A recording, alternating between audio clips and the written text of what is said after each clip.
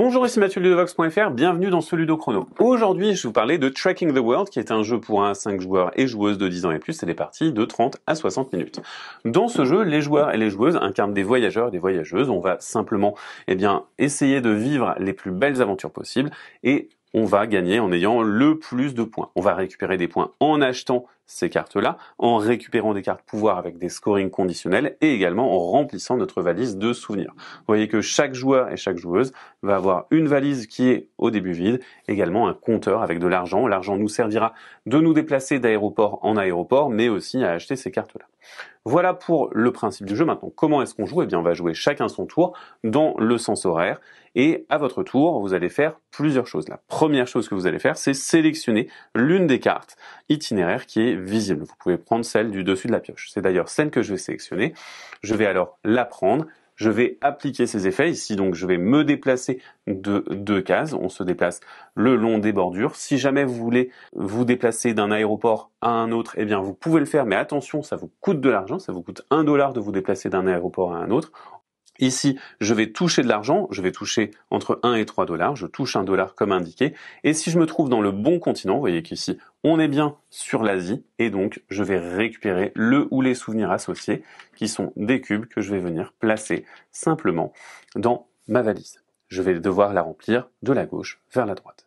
Une fois que j'ai fait ça, je vérifie si je me trouve sur l'un des lieux des découvertes. C'est bien le cas, vous voyez que ici, j'ai cette découverte-là. Cette découverte, elle a un pouvoir, elle ne me rapporte pas directement de points. On peut avoir des cartes qui ont des effets de fin de partie, mais ici, à n'importe quel moment, je peux venir la défausser pour sacrifier mon déplacement et gagner de l'argent à la place. Mon tour est terminé, je défausse ma carte itinéraire, je remplis la rangée, on peut passer au tour de la joueuse suivante. La joueuse suivante va faire son tour en sélectionnant une carte itinéraire, en gagnant de l'argent, du déplacement, potentiellement des souvenirs, etc., etc. Admettons qu'on ait avancé un petit peu dans la partie, qu'elle ait une certaine quantité d'argent, eh bien, elle va potentiellement venir faire un déplacement. Ici, vous voyez qu'elle est sur Pierre Kestelen, et donc elle peut l'acheter. Pour acheter une carte, elle doit payer son coût et ça lui rapportera des points à la fin de la partie. Donc ici, ça lui coûte 6, elle va dépenser l'argent qu'elle possède et ainsi elle peut récupérer cette carte-là.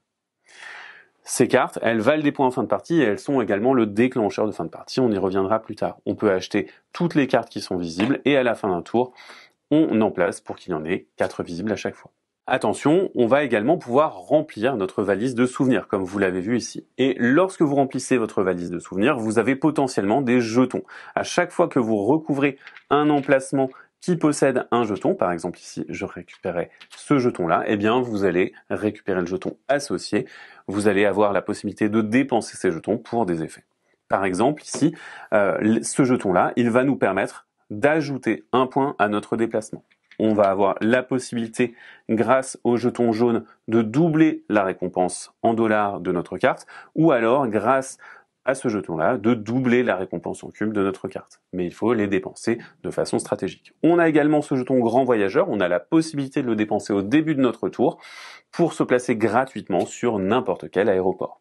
La partie avance comme ceci de tour en tour, dans laquelle on va récupérer de l'argent, se déplacer, récupérer des cartes, et la fin de la partie, elle est déclenchée lorsqu'un joueur a récupéré 4 ou 5 de ces cartes, ça dépend du nombre de joueurs que vous êtes.